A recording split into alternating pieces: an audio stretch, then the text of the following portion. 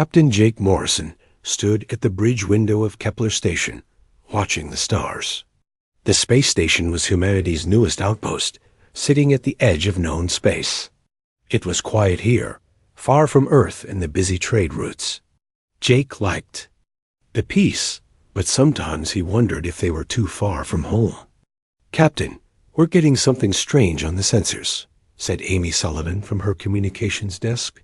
Her voice carried a hint of excitement that made Jake turn around. "What kind of strange?" Jake asked, walking over to her station. Amy pointed. At her screen, energy readings from Sector 7. "It's not like anything we've seen before. The patterns are too regular to be natural." Dr. Lisa Carter looked up from her science station. "I'm seeing it too, Captain. The energy is coming from a dead solar system. No life signs, but there's definitely something artificial there." Jake rubbed his chin. "Dead systems usually stay dead. Ryan, what do you think?" he asked his security chief. Ryan Brooks was a big man with careful eyes. He studied the data for a moment. "Could be a trap, Captain. Or it could be something important. Either way, we should check it out." Jake nodded. "Lisa, prep a survey team. Amy, send word to Earth Command. Let them know we're investigating." "Already on it, sir," Amy replied. 2 hours later, Jake found himself on the shuttle with Lisa, Ryan, and 3 other crew members. The dead system had 5 planets, all cold and lifeless. The energy readings came from the 3rd planet, which had once been green and blue like Earth. "Atmosphere is breathable," Lisa said as they entered orbit.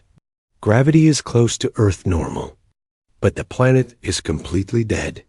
No plants, no water, nothing." They landed near the source of the energy readings. What they found made them all stop and stare. Rising from the barren ground was a massive structure made of black stone. It looked like a pyramid, but with strange angles that hurt to look at. "It's beautiful," whispered Amy. "It's creepy," Ryan muttered, checking his weapon. Jake had to agree with both of them. The structure was amazing, but something about it felt wrong. "Stay close, everyone." "Lisa, are you getting any readings?" "The energy is definitely coming from inside," Lisa said, holding her scanner. "But I'm not detecting any life forms." They found an entrance at the base of the structure. A doorway was perfectly sized for humans, which seemed strange. Inside, soft blue light came from the walls themselves.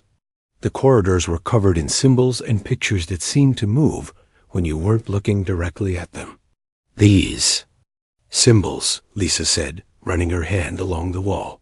"They're not random. This is writing. A language. Can you read it?" Jake asked. Lisa was already taking pictures with her scanner. "Give me some time. The patterns are complex, but I think I can figure it out." They explored deeper into the structure. Room after room was filled with the strange writing and moving pictures. Some rooms had machines that hummed with power, even after who knows how many years. Other rooms had what looked like star maps, showing galaxies far beyond human space. In the center of the structure, they found the main chamber. It was huge, with a domed ceiling covered in stars. In the middle of the room stood a pillar of the same black stone, covered in more symbols. "Captain," Lisa said, her voice shaking, "I think I'm starting to understand some of this." "What does it say?" Lisa pointed to a section of the wall. "This part here talks about something called the Devourers. From what I can tell, they're some kind of alien race that destroys everything they touch." Ryan stepped closer. "Destroys how?" "They eat planets," Lisa said quietly. "Not just the life on them, the whole planet. They consume everything and leave nothing behind." Jake felt a chill run down his spine. How long ago was this written? "I'm not sure. Could be thousands of years, maybe longer." Lisa moved to another section of the wall. "But this part is interesting. It talks about a prophecy." "What kind of prophecy?" Lisa was quiet for a long moment, studying the symbols. It says that when the Devourers return, beings from a blue marble world will come to fight them. These beings will have the power to unite all the races of the galaxy. A blue marble world, Amy repeated. That sounds like Earth. It gets stranger. Lisa continued. The prophecy says these beings will do impossible things. They will heal what cannot be healed. They will fight without fear of death. They will turn enemies into friends through pure determination. Ryan laughed, but it wasn't. A happy sound. Sounds like fantasy to me. Jake wasn't so sure. Something about this place felt real, felt important. What else does it say, Lisa? There are warnings. The Devourers have destroyed entire galaxies before. They move like a plague, consuming everything in their path. But the prophecy says the blue marble beings will be different. They won't give up, even when all hope is lost. Amy was studying another part of the wall. Captain, look at this. Jake walked over to where Amy was pointing. The symbols here were different, more like pictures than writing. They showed a small blue planet with one moon, surrounded by 9. Other worlds. That's our solar system, Jake said. And look at this. Amy pointed to another image. It showed beings that looked remarkably human, standing together with creatures that were clearly alien. They knew we were coming. Lisa was getting excited now. The technology level described here is incredible. The beings who built this place were far more advanced than we are, but they were destroyed by the Devourers. If they were so advanced, how did they lose? Ryan asked. I'm not sure yet, but the prophecy suggests that technology isn't enough. It talks about something else, something about the spirit of the blue marble beings. Jake looked around the chamber. Whoever had built this place had put a lot of effort into preserving their message. How much more can you translate? It'll take time. Days, maybe weeks. But Captain, there's something else. Lisa's voice was worried now. Some of these star maps show empty spaces where galaxies used to be. And the dates suggest this is recent. Very recent. How recent? Within the last few hundred years. Captain, I think the Devourers are still out there. Jake felt the weight of responsibility settle on his shoulders. If this was real, if this prophecy was true, then humanity might be walking into something bigger than they could imagine. Amy, send a priority message to Earth Command. Tell them we need a full research team out here immediately. Yes, sir. Ryan, set up a security perimeter around this structure. I don't want anyone getting in or out without us knowing. Understood, Captain. Jake looked at the symbols on the walls one more time. Somewhere out there, something was destroying entire worlds. And according to an ancient prophecy, humans were supposed to stop it. He just hoped they were ready for what was coming. 3 months had passed since the discovery on the dead world. Dr. Lisa Carter had worked day and night to translate more of the ancient writings. What she found made everyone at Kepler Station nervous. The prophecy was detailed. Too detailed. To be just a story. It described the blue marble world's location in space perfectly. It even mentioned the yellow star and the single moon. But most disturbing were the warnings about the Devourers returning. Captain Jake Morrison was reviewing Lisa's latest report when Amy Sullivan's voice crackled over the comm system. Captain to the bridge. We have incoming ships. Lots of them. Jake dropped the report and ran to the bridge. Through the main window, he could see lights moving against the stars. As they got closer, he realized these weren't human ships. They were too big, too strange. 12 ships, Captain, Amy reported. They're requesting permission to enter our space. Are they armed? Asked Ryan Brooks, his hand moving to his weapon. Yes, but their weapons are powered down, Amy replied. They're sending a message. It's in multiple languages, including English. Put it through. The main screen flickered, and a face appeared. It wasn't human. The being had blue skin, large eyes, and what looked like gills on its neck. When it spoke, the words were careful and formal.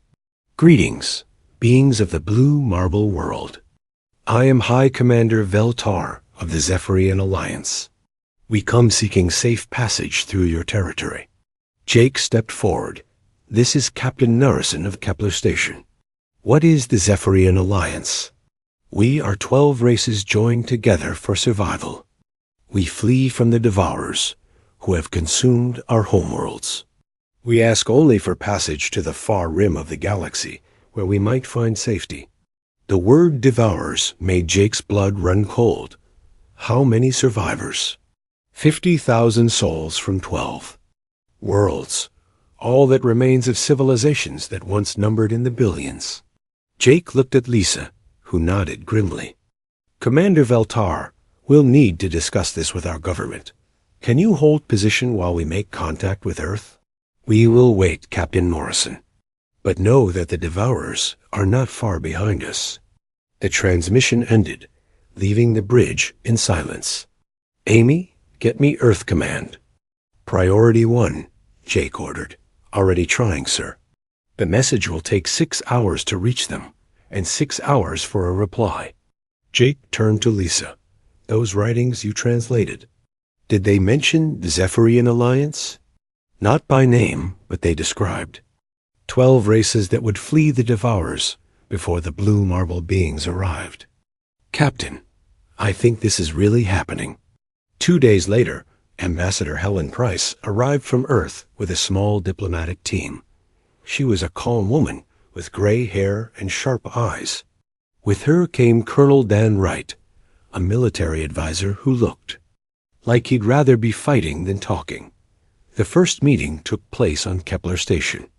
High Commander Veltar came alone as a sign of trust.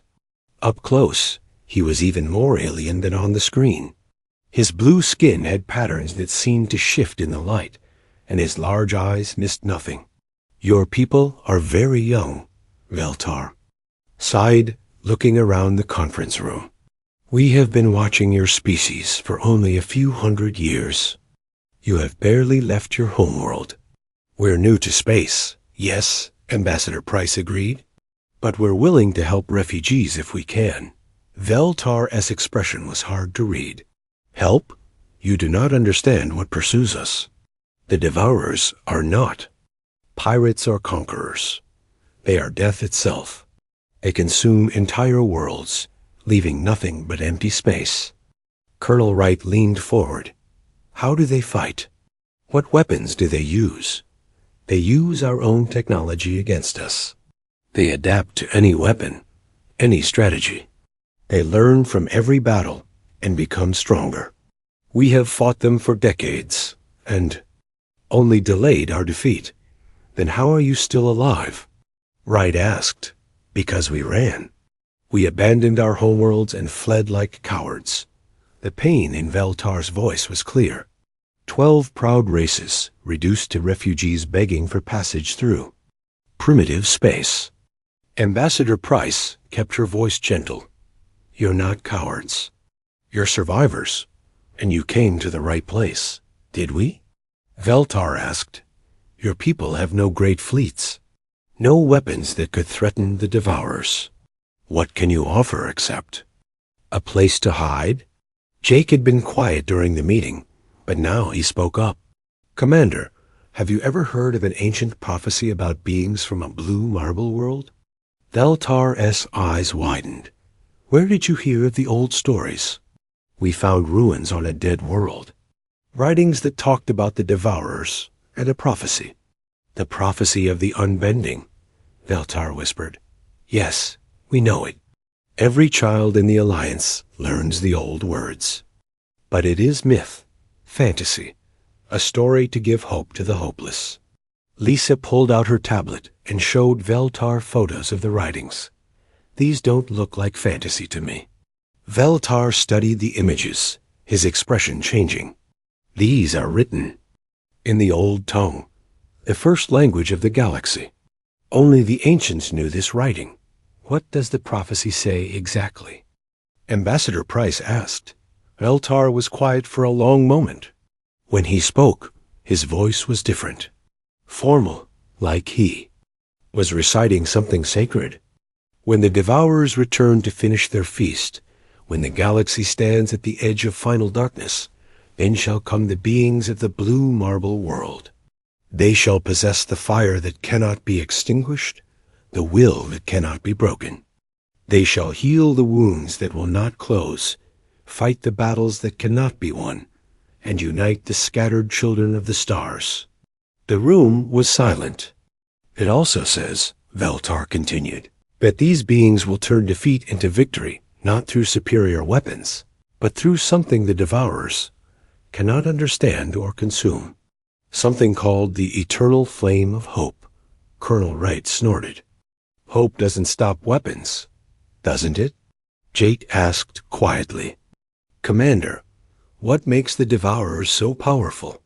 They feed on surrender, Veltar explained. When a race realizes they cannot win, when they give up hope, the Devourers become stronger. They absorb not just our bodies, but our will to fight. Every defeated race makes them harder to defeat. And humans? Lisa asked. Veltar looked at each of them carefully. In our observations, your species has an unusual trait. You fight even when victory is impossible. You find ways to keep going, when any logical being would surrender. We have seen your history records. Your wars, your disasters, your struggles. You never give up. Amy had been listening from her station. Is that why the prophecy mentions us specifically? Perhaps, Veltar said, the ancients were wise. They may have foreseen that only a race that refuses to surrender could stand against the Devourers. Ambassador Price leaned back in her chair. So you're saying humanity's stubbornness might be our greatest weapon? If the prophecy is true, yes. But I warn you, beings of the blue marble world, the Devourers have consumed 1,000 galaxies. They have faced every type of warrior, every kind of weapon. If they come here, your entire species will be tested. Jake felt the weight of responsibility again. How long do we have? Our scouts report the Devourer fleet is still pursuing us. They will arrive in this galaxy within 6 months, perhaps. Less. The room fell silent again. 6 months to prepare for an enemy that had destroyed civilizations far more advanced than humanity. What do you need from us? Ambassador Price asked. Safe passage to the far rim. Nothing more. We do not wish to bring this curse upon your people. Jake stood up. What if we said no to safe passage? What if we asked you to stay and fight? Veltar's eyes went wide. You would ask us to bring the Devourers to your doorstep? If they're coming anyway, yes. 12 races working together have to be stronger than one race alone. Colonel Wright nodded. The captain's right. Running only delays the inevitable. If these Devourers want to consume everything, they'll come for us eventually. Veltar looked at each human in the room. You would truly stand with us, knowing it means almost certain death? That's what humans do, Jake said simply. We stand with our friends. For the first time since arriving, Veltar smiled. It was a strange expression on his alien face, but unmistakably hopeful. Perhaps, he said quietly, the prophecy is more than just a myth. The Devourers came early. Captain Jake Morrison was drinking coffee on Kepler Station when the alarm started screaming. Amy Sullivan's voice cut through the noise, sharp with fear. Captain, we're getting distress signals from the outer colonies. Multiple systems under attack. Jake ran to the bridge, his coffee forgotten. The main screen showed a tactical display of human space. Red markers appeared across the outer rim, marking colonies that had gone silent. How many? Jake asked. 7 systems in the first wave, Amy replied. New Dakota, Meridian Colony, Haven Station. All gone dark within the last hour. Dr. Lisa Carter looked up from her sensor station. Captain, The energy signatures match what we found in the ancient ruins. It's them. High Commander Veltar appeared on the communication screen from his flagship. Captain Morrison, the Devourers have found us. They move faster than we expected. How? Much time do we have? Jake asked. Hours, not days. They consume each world completely before moving to the next. Your outer colonies are buying us time with their lives. Colonel Wright was already at the tactical station. I'm scrambling every defense fleet we have. Earth is sending the main battle group, but they're 12 hours out. Jake studied the tactical display. The red markers were spreading like a disease across the map. Commander Veltar, what can your ships do? We will fight beside you, Captain Morrison, though I fear it will make little difference. The first battle took place at New Gettysburg Colony. Captain Steve Parker commanded the defense fleet from the battleship Arizona. Jake listened to the battle reports from Kepler Station, his hands clenched into fists. Enemy ships are massive. Captain Parker's voice crackled over the comm. At least 10 times the size of our largest ships. They're not using energy weapons. They're using some kind of absorption beam. Absorption beam? Colonel Wright asked. It's taking our ships apart, molecule by molecule, and the material is being added to their hulls. They're getting bigger as they fight. Jake felt sick. The Devourers weren't just destroying human ships. They were feeding on them. All ships fall back to secondary positions, Colonel Wright ordered. Negative, Captain Parker replied. We have 15,000 civilians on the planet. We're not leaving them. For 3 hours, the Arizona and her escorts fought against impossible odds. They used every trick in the book. They rammed enemy ships. They overloaded their reactors to create massive explosions. They even used mining charges as makeshift bombs. Nothing worked. The Devourer ships adapted to every tactic within minutes. Weapons that worked once became useless the second time. Arizona to all ships. Captain Parker's voice was calm despite the chaos around him.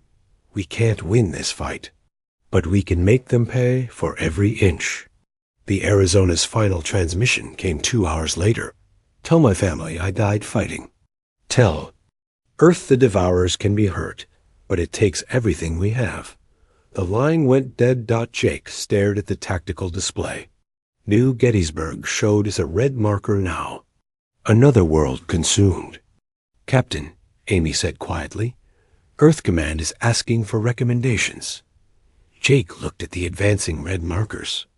At this rate, the Devourers would reach Earth in less than a week. Tell them to evacuate the outer worlds. Pull everything back to the core systems, and tell them to prepare for the worst. But even as he gave the orders, Jake knew they were just delaying the inevitable. The next battle took place at Frontier Station, humanity's largest mining facility. This time, Jake convinced High Commander Veltar to join the fight with the Zephyria Alliance fleet. The alien ships were beautiful and deadly. They used weapons that bent space itself, tearing holes in the Devourer vessels. For a moment, Jake thought they might actually win. Then the Devourer ships began to adapt. Their hulls are changing, reported Commander Zara, a Zephyrian tactical officer. They're becoming immune to our space warping weapons. Switch to kinetic bombardment, Veltar ordered. The Alliance ships fired solid projectiles at incredible speeds. The impacts created massive explosions across the Devourer hulls.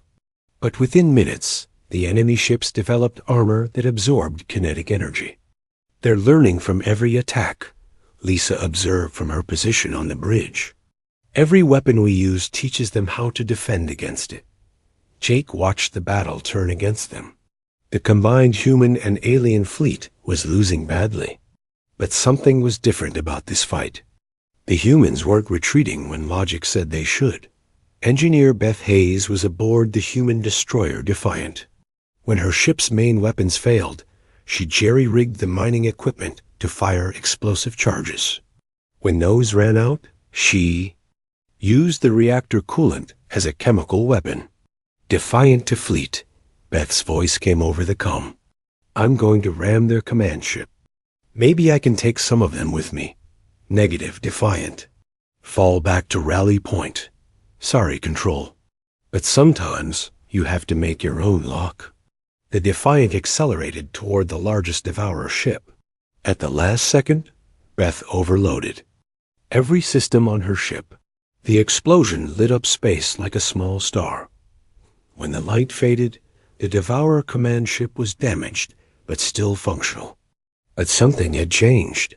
The enemy fleet hesitated for the first time since the battle began. Did you see that? Veltar asked over the comm. The Devourers stopped advancing. Jake studied the tactical display. The alien commander was right. The enemy ships had actually pulled back slightly. What does it mean? I'm not sure. In all our battles with them, they've never shown uncertainty. They always knew exactly what to do. The battle at Frontier Station ended like all the others. The human and alien fleets were forced to retreat. But they had learned something important. The Devourers could be confused, even if they couldn't be defeated. Back at Kepler Station, Jake called a meeting with all the surviving commanders. The conference room was crowded with human officers and alien leaders. We're losing every battle, Colonel Wright said bluntly. At this rate, we'll be wiped out in days. The question is why we're lasting longer than expected, Jake replied. Commander Veltar, how long did your worlds usually survive? Hours, sometimes less. But your colonies are holding out for days before falling. Lisa had been studying the battle reports. I think I know why. The Devourers feed on surrender, right? On the moment when a race gives up hope? Yes, that's when they become strongest. But humans don't surrender the same way other races do. We keep fighting even when we know we're going to lose. Look at the Arizona. Captain Parker knew his ship was doomed, but he kept fighting anyway. Jake began to understand. You're saying our stubbornness is actually slowing them down? More than that. I think it's hurting them. Every time we refuse to give up, every time we find a new way to fight, we're doing something they don't expect. Veltar was nodding slowly. The prophecy of the unbending. It spoke of beings who possessed fire that could not be extinguished. But it's not enough, Colonel Wright pointed out. We're still losing. Jake looked around the room at the tired faces of human and alien officers. They had fought impossible battles and lost every one. But they were still here, still planning, still hoping. Maybe losing isn't the point, he said. Maybe the point is what we do while we're losing. Amy looked up from her communication station. Captain, we're getting a priority message from Earth. The Devourer main fleet has been detected. They're heading straight for our solar system. Jake felt his heart sink. The enemy was coming for humanity's homeworld. How long? He asked. 18 hours. The room fell silent. 18 hours until Earth faced the same fate as all the other worlds. Veltar, Jake said, will your people stand with us for the final battle? The alien commander looked tired, older than when they first met. Captain Morrison, we have fought the Devourers for decades. We have lost everything. Our worlds, our families, our hope. Jake waited. But in these past weeks, fighting. Beside humans, we have remembered something we thought we had lost. We have remembered what it means to choose hope over logic. Yes, Captain, we will stand with you. Jake nodded. Then let's go home. If Earth is going to fall, let's make sure the Devourers remember the price.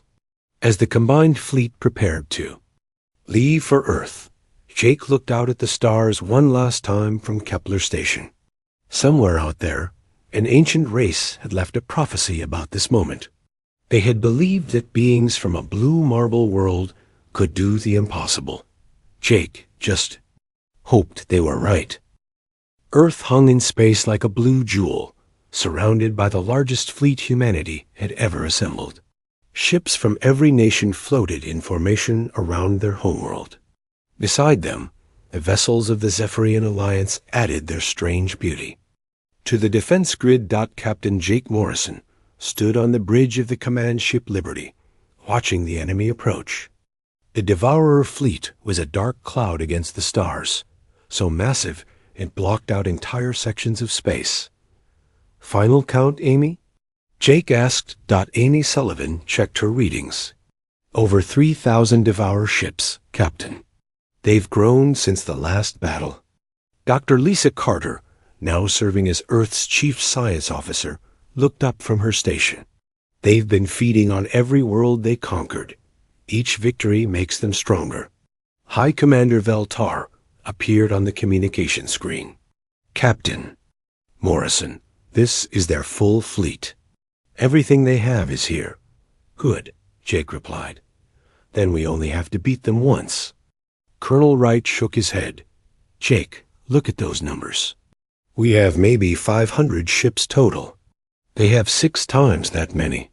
"Math was never my best subject anyway," Jake said with a grim smile. The first wave of Devourer ships reached the outer defense line.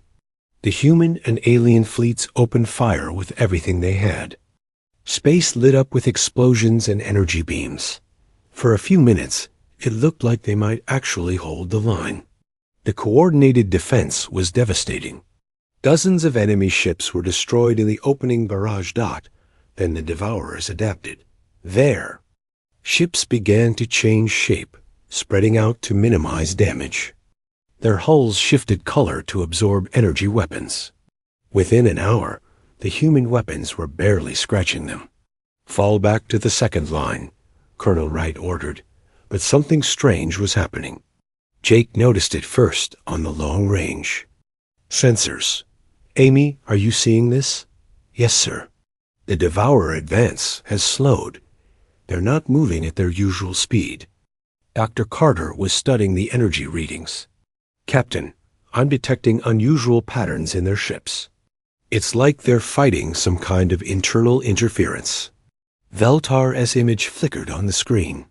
"Captain, we're seeing the same thing. Our remaining scientists believe the Devourers are experiencing something they've never encountered before." "What?" "Resistance that grows stronger with time, instead of weaker." Jake didn't understand at first. Then he looked at the tactical display, showing human positions. Despite the overwhelming odds, not a single human ship had retreated beyond the designated fallback points. They were all still fighting. "Lisa, remember what you said about humans not surrendering the normal way?" "Yes, sir." "What if that's more important than we thought? What if the Devourer's strength comes from absorbing a moment when people give up hope?" Lisa's eyes widened. "But humans don't have that moment. We get more stubborn when things get worse." Down on Earth's surface, the planet was preparing for invasion. But instead of panic, something remarkable was happening. Cities that should have been evacuated were instead turning into fortresses. Families were building barricades together. Children were helping adults make weapons from farming equipment. Tony Rodriguez was a maintenance worker at the orbital defense platform above Earth. When the platform's main weapons failed, he didn't despair. Instead, he started taking apart ventilation systems to build makeshift rocket launchers. "Tony to command," he called over his radio. "Main guns are down, but I've got an idea." "What kind of idea, Tony?" "Well, these Devourers feed on metal, right? What if we give them something they can't digest?" Tony had spent his life fixing things that were broken. Now he was breaking things on purpose, turning every piece of equipment into a weapon. The defense platform became a giant shotgun, firing everything from kitchen appliances to computer terminals at the enemy ships. It shouldn't have worked. The improvised weapons were primitive compared to the Devourer's technology. But something unexpected happened when the junk hit their hulls. The Devourer ships began to malfunction. "Command, this is Tony. you're not going to believe this, but the scrap metal is messing up their ships. It's like they can't figure out what to do with it. Dr. Carter was monitoring the battle from Earth's surface. Tony, can you describe exactly what you're firing? Everything, Doc. Broken computers, old radios, even my grandmother's cooking pots. Anything with emotional value that I don't want to see destroyed. Carter paused. Emotional value? Yeah, you know. Stuff that means something to people. Carter began typing rapidly at her terminal. Captain Morrison, I think I've found something important. Jake's voice crackled over the comb. What is it, Lisa? The Devourers aren't just absorbing matter. They're absorbing the emotional connection people have to objects, to places, to each other. That's why they get stronger when civilizations surrender. They feed on despair. But humans are doing the opposite. Instead of giving up hope, we're putting more emotion into everything we do. Every improvised weapon, every impossible plan, every refusal to retreat. We're feeding the universe hope instead of despair. Above Earth, the pattern was spreading. Engineer Beth Hayes was aboard the defense station Courage, watching her instruments show impossible readings. The Devourers' energy levels are fluctuating, she reported. It's like they're getting sick. Jake looked at the tactical display. The enemy advance had not just slowed down, it had stopped completely.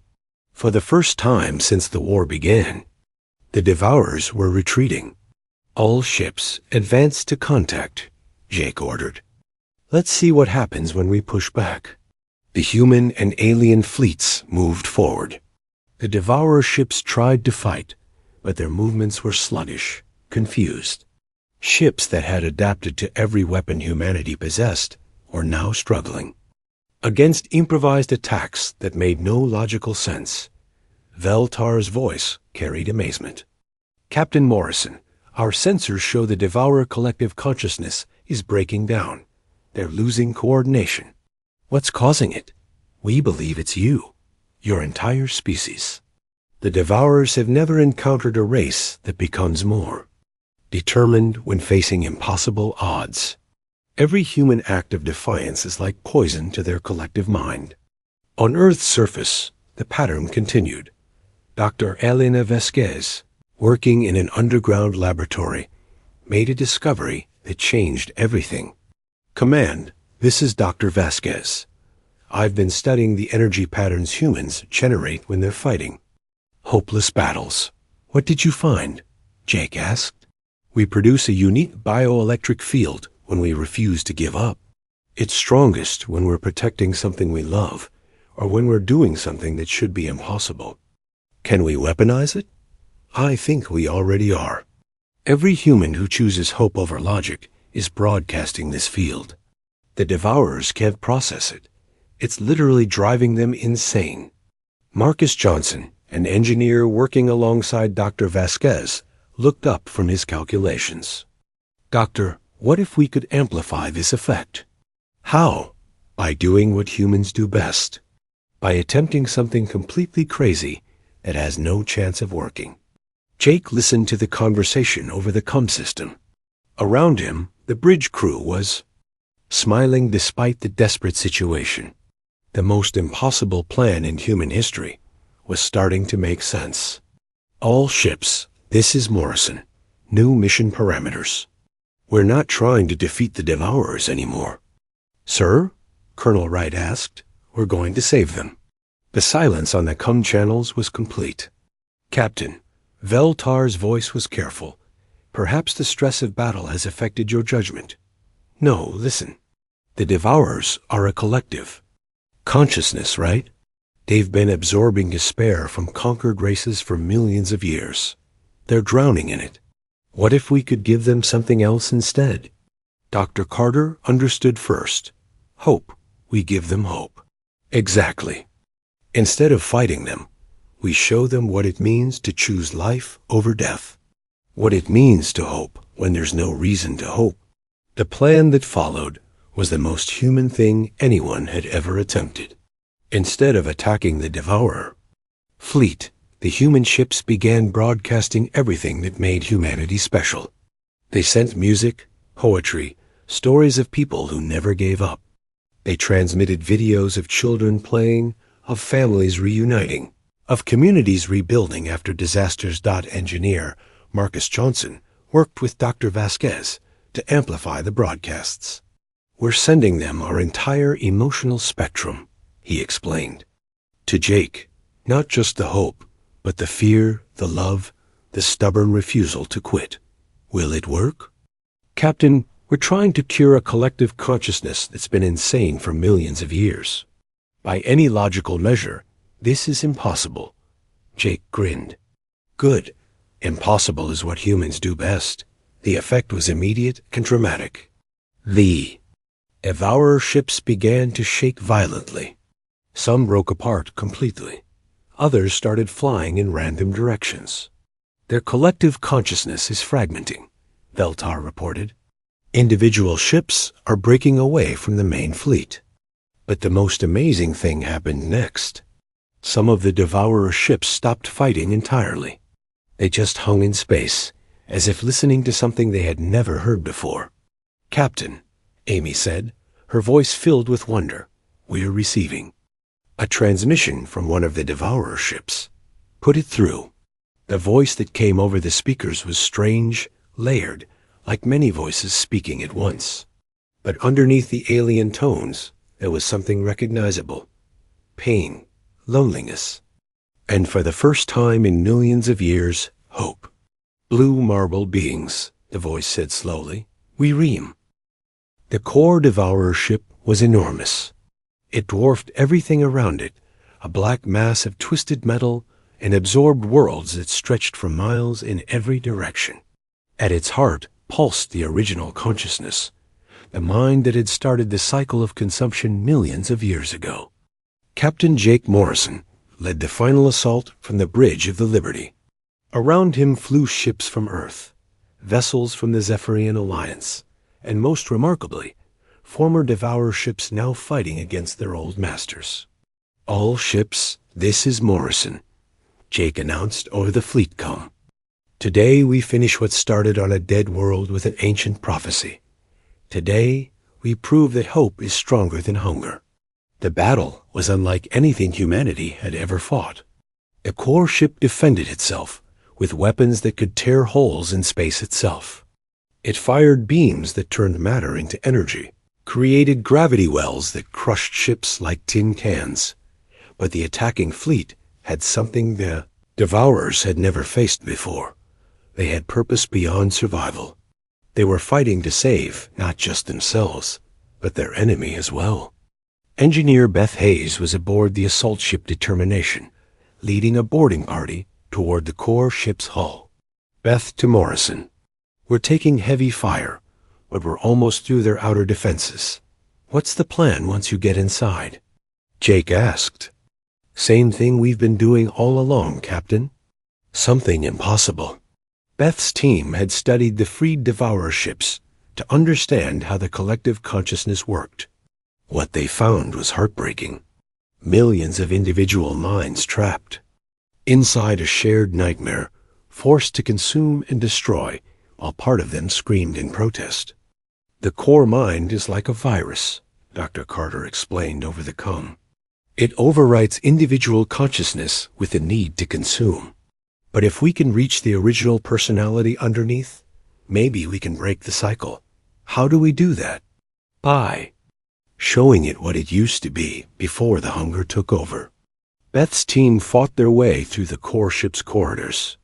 The inside was a maze of absorbed technology from 1,000 different civilizations. Walls made from the hulls of destroyed ships. Floors created from the remains of entire cities. But they also found something else. Hidden in the depths of the ship were chambers filled with memories. Not the collective memories of the Devourer consciousness, but individual memories from all the minds it had absorbed over millions of years. "Jake, you need to see this." Beth called over her radio. Jake was leading his own boarding team through a different section of the ship. When he reached Beth's position, he found her standing in a vast chamber filled with floating lights. Each light was a memory, a moment of joy or love or hope from one of the absorbed civilizations. The core consciousness has been hoarding these, Beth explained. All the beautiful memories from every race it consumed. I think part of it knows what it's lost. At the center of the chamber stood a figure that might once have been alien, but was now something else entirely. It was the original mind, the first consciousness that had chosen survival over morality eons ago. You have come far, little builders of hope, it said, its voice carrying the weight of geological ages. But you cannot undo what has been done, cannot return what has been consumed. Jake stepped forward. We're not here to undo the past. We're here to offer you a different future. Future? The entity laughed, a sound like dying stars. I am hunger itself, destruction incarnate. There is no future for one such as I.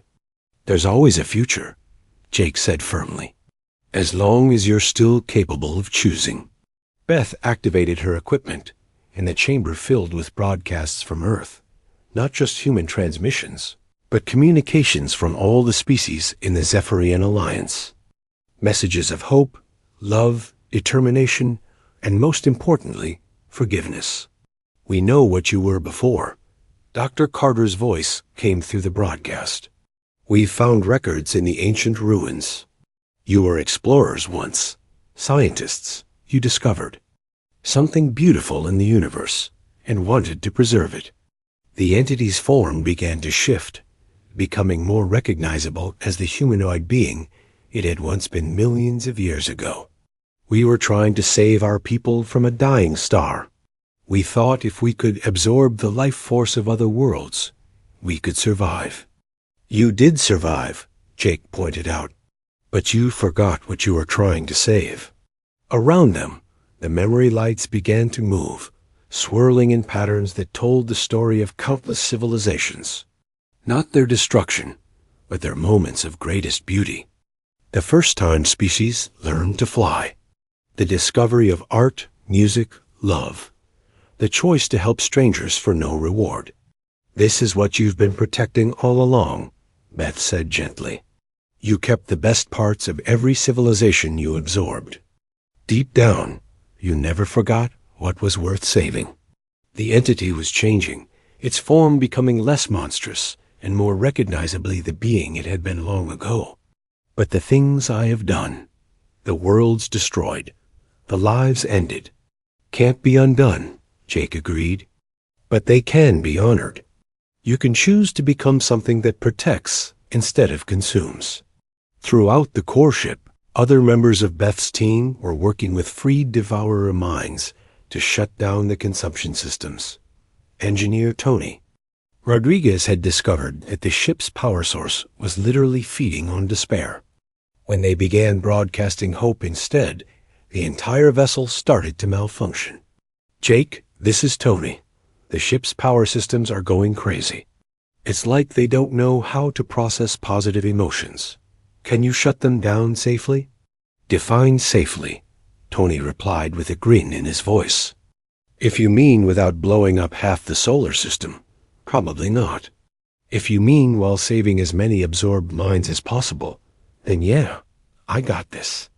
Tony had spent his life fixing broken machines. Now he was fixing a broken soul. He worked with a team of human engineers and freed devour technicians to reverse millions of years of modifications. Instead of absorbing life, they were trying to restore it. We're releasing the absorbed consciousness, reported Dr. Elena Vasquez from another section of the ship. Thousands of individual minds are separating from the collective. Are they surviving the process? Most of them. And the ones that do survive are remembering who they used to be. Back in the memory chamber, the original entity was undergoing its own transformation. As it reconnected with the memories it had preserved, it began to remember its original purpose. We were called the gardeners, it said, its voice now carrying wonder instead of hunger. We traveled between stars, helping young civilizations grow and prosper. You can be that again, Jake said, after everything I have done. especially after everything you've done. You understand both creation and destruction now. You can teach others how to choose correctly. The transformation took hours. Throughout the core ship, systems that had been designed to consume began converting into systems that could create. Absorbed matter was reorganized into seeds of new worlds. The ship itself became less of a weapon and more of a garden. When it was over, the entity that had once been the core of the Devourer Collective stood transformed. It still carried the memories of every civilization it had absorbed, but now those memories were treasures to be shared rather than fuel to be consumed. I choose, it said simply. For the first time in millions of years, I choose hope over hunger. The effect rippled outward from the core ship to every former Devourer vessel in the fleet. The collective consciousness dissolved completely, replaced by millions of individual minds choosing their own paths. Some chose to return to whatever remained of their original homes. Others decided to explore the universe as they once had, but as gardeners instead of destroyers.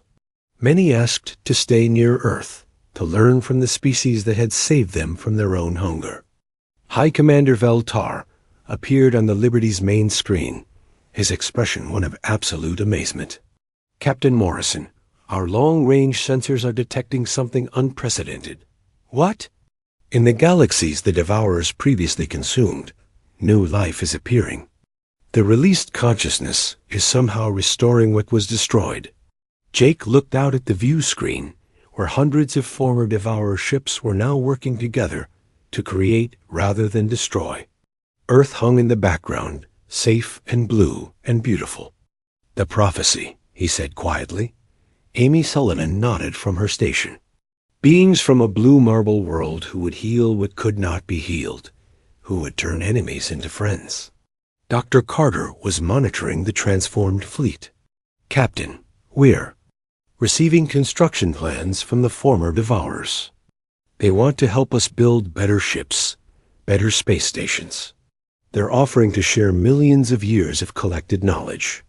In exchange for what? Nothing. They just want to help. They say it's the first time in their existence they've had the chance to create instead of consume. 6 months later, Jake stood on the observation deck of New Terra Station, humanity's first joint colony with alien species. Through the window, he could see children playing together, human kids alongside young Zephyrians, and even some of the newly freed former Devourers who had chosen to take physical form again. Beth Hayes was there too, now serving as chief engineer for the Terran-Zephyrian Alliance. Hard to believe it all started with a dead world and some ancient writings. The prophecy was right about one thing, Jake said. It wasn't about humans being special because we're stronger or smarter. No, it was about us being special because W